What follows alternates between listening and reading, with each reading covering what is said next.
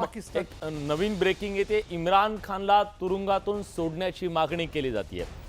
त्याचं कारण आहे खैबर पख्तूनवा आणि त्याचबरोबर आपण बघतोय की पंजाब प्रांतामध्ये जिथं लोकप्रियता प्रचंड आहे आणि लोकप्रिय असलेल्या या नेत्याला तिथल्या सैन्यानं लष्करानं जेरबंद केलेलं आहे आणि त्यामुळे गेल्या काही दिवसापासून सातत्याने एक पॉलिटिकल अनरेस्ट सुद्धा होता आणि आता ही लोक सांगतायत की इम्रान खान यांना तुरुंगातून बाहेर काढा. त्याच्यासाठी लोक रस्त्यावर उतरलेले आहेत.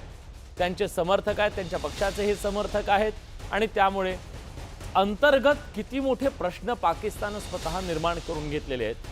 एका बाजूला पॉलिटिकल अनरेस्ट आहे, तिथं एक कठपुतळी सरकार निर्माण केलेलं आहे ज्यांना कुठलेही अधिकार नाही आहेत. लष्कराचा पूर्णपणे ताबा आहे. राजकीय खुन्नस काढायची आहे मुनीर मुल्लाला या आणि त्याच्यासाठी ते राजकीय खुन्नस म्हणून जेलमध्ये टाकलं इम्रान खानांना, जे लोकप्रिय आहेत लोकांमध्ये. आणि अशा प्रकारे एक अनरेस्ट त्यांनी स्वतःच निर्माण केला. तिकडे त्यांच्या विविध भागांमध्ये तो अनरेस्ट सुद्धा आपल्याला पाहायला मिळतोय. खैबर पख्तूनवामध्ये अनरेस्ट आहे. त्याचबरोबर आपण बघितलं बलुचिस्तान आणि अफगाणिस्तानच्या सीमेवर सुद्धा त्यांचा संघर्ष सुरू आहे. बिलकुल अफगाणिस्तान मधलं जे सध्याचं तालिबानी सरकार आहे तिथल्या काही संघटना आहेत त्यांच्यासोबत त्यांचा संघर्ष सुरू आहे. सातत्यानं ड्रोनचे हल्ले एकमेकांवरती केले जात आहेत.